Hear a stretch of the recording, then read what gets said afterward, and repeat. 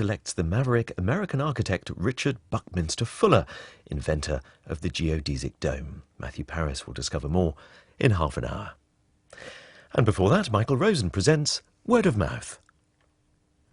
Hello, today we're talking about disability. Well, actually, the language used by and about people with disabilities. And I have two guests with me, and I'm going to ask them to introduce themselves.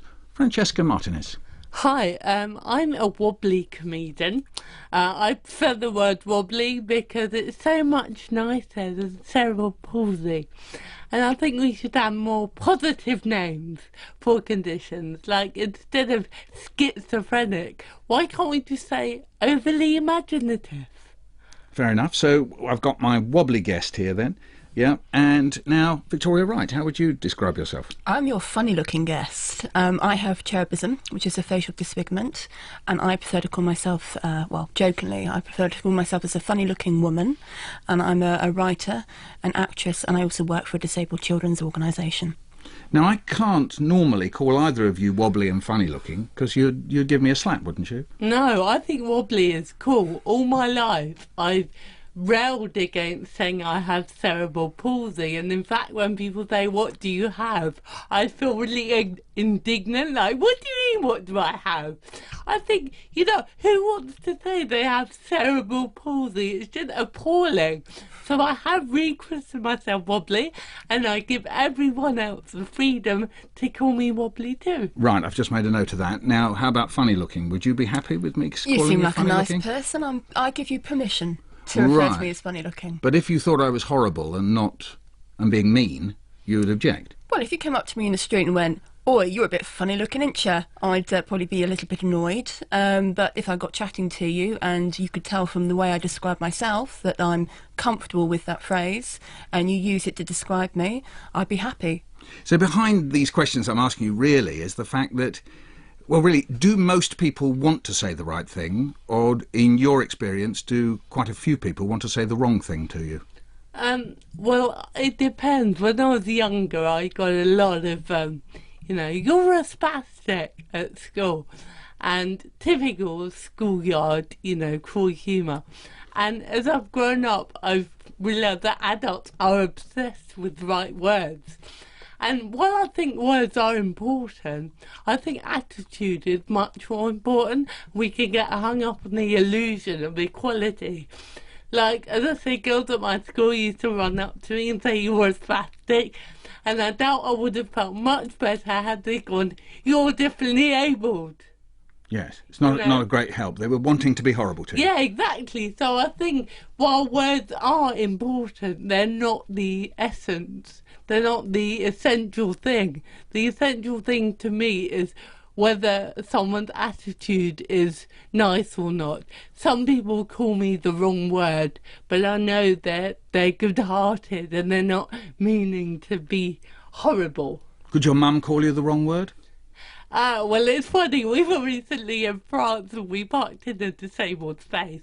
And everyone was like, "Are we okay? Can we haven't got a badge?" And my mum said, "But Francesca's handicapped." And I was like, "Oi, Mum, don't call me that." Because in France it's handicapé. And in Spain it's even worse. It's menos válido, which means less valid, which kind of really makes me laugh. Victoria, words, do they matter? They do. They do matter a lot, and I agree with Francesca. I think a lot of it is about, you know, the attitudes that people have and the intention that they have behind those words.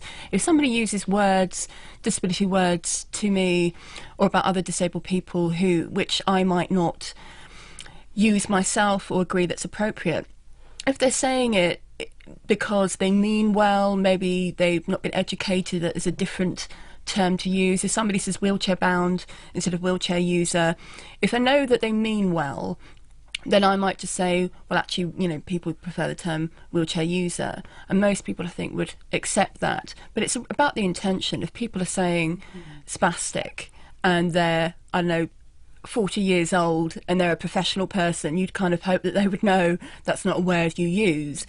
It's very different between saying, you know, are you a spastic, as in, is that something I can call you, is that an appropriate term, and somebody saying, "Oi, you spastic," the intention there is to be cruel and to be nasty and to pick on somebody because they're different. So it's the intention behind the words, I think, is very, very important. And they had to change the formerly known spastic society to scope. But so I'm wondering one day, is scope going to become a childhood taunt? I think it has. You're a scope. I think it already has. Yeah. Yes. No. Which is quite appalling, really, to just think human beings will find a way to corrupt a word if they want to be cruel.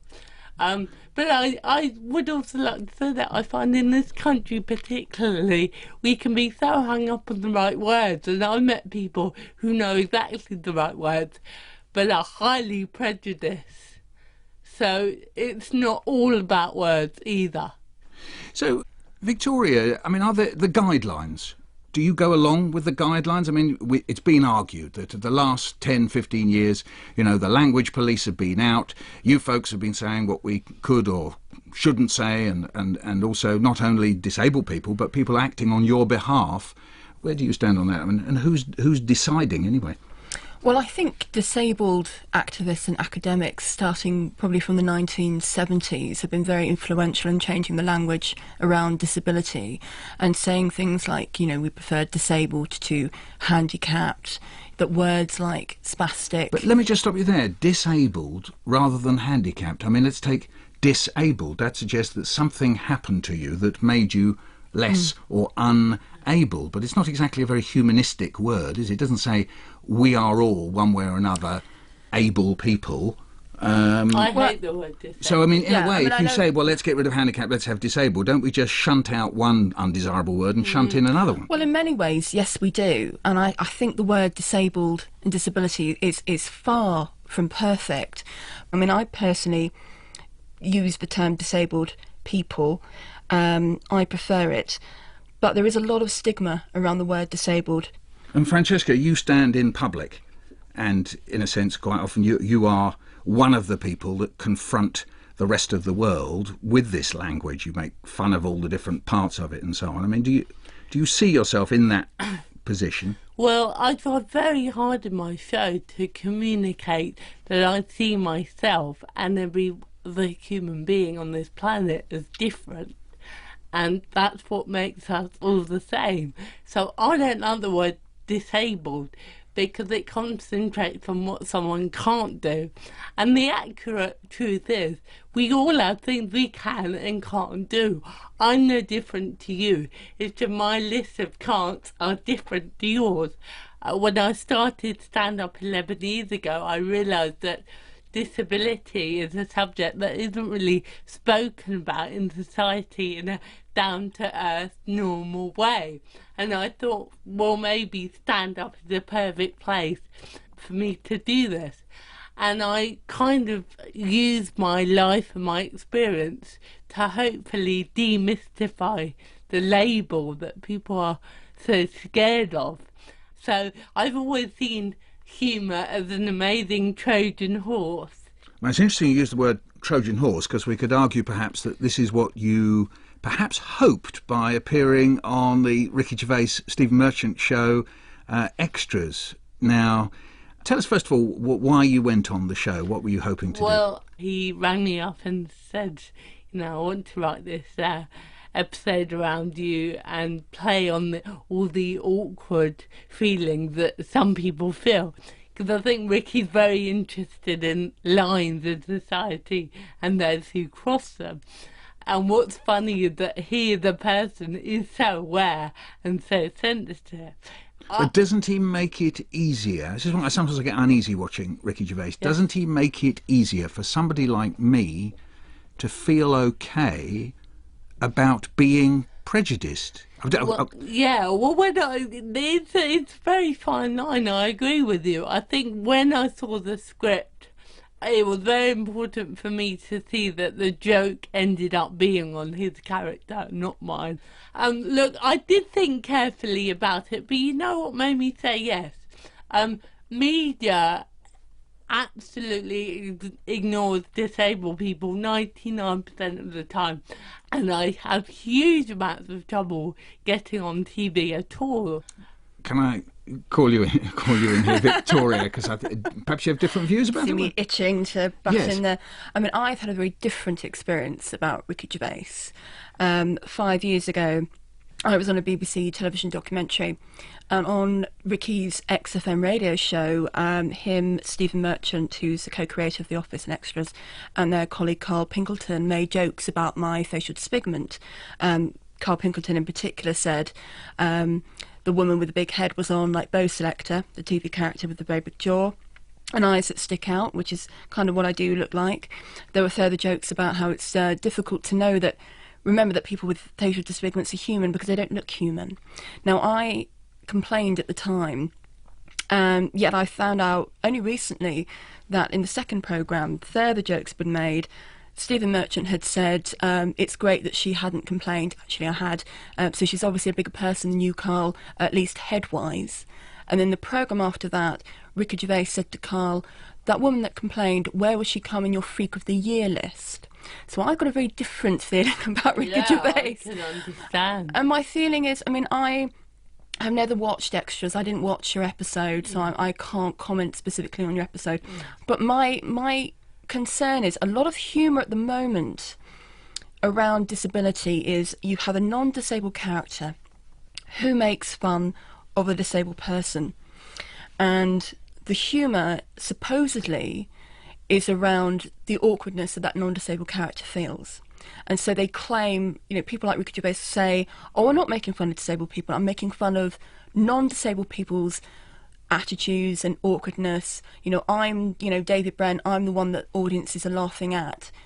Really? Is that true? Are audiences really laughing at David Brent, or are they laughing with him at people like Ricky Gervais and Frankie Boyle, who's recently been in the news, because these people, these comedians, are actually saying things which non-disabled audiences secretly agree with, but would never dare say themselves. I do think it's a little bit questionable. Very interesting points you raised there.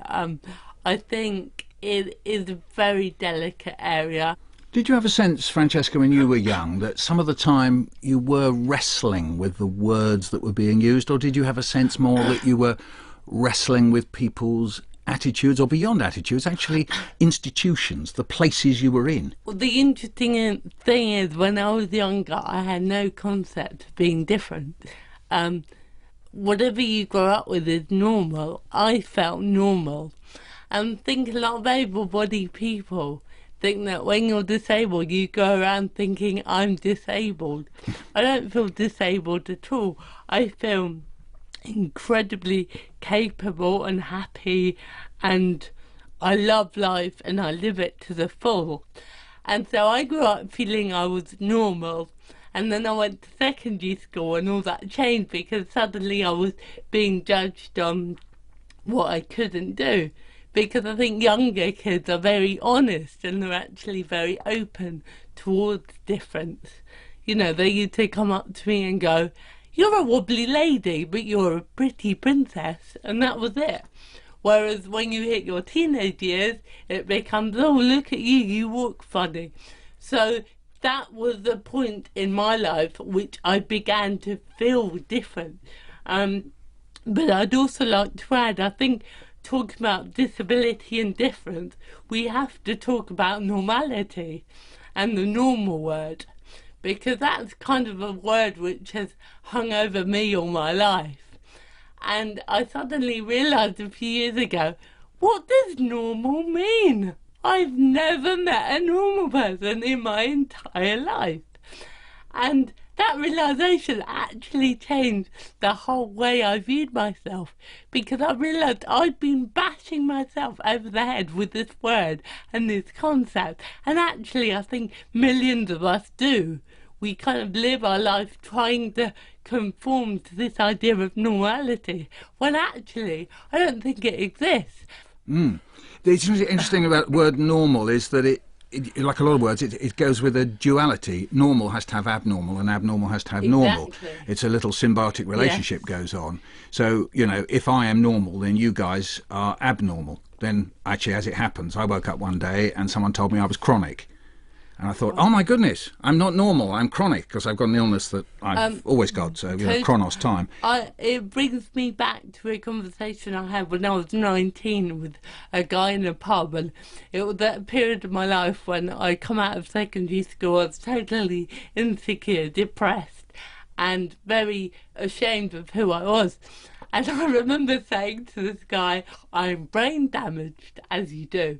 And he said, what? And I said, I'm brain damaged. And he said, what? And I said, I'm brain damaged. And he said, no, you're not. That's just a label other human beings have made up to define you. You're perfectly you. And that conversation changed my entire life. It sounds cliche, but suddenly I thought, I'm perfectly me, you know, I'm not faulty, I'm not wrong, I'm just Francesca. And the label Francesca, the only label which I'm happy to call myself. You've got Francesca-itis, I think. Yeah, well, I don't mind having that. I wouldn't mind having that. No, you've got Victoria-itis and I've got Michaelitis. Yeah. To be honest, your name is the only accurate label because it doesn't try and sum you up, and what one word can. Thank you very much to my two guests in the studio, Victoria Wright and Francesca Martinez.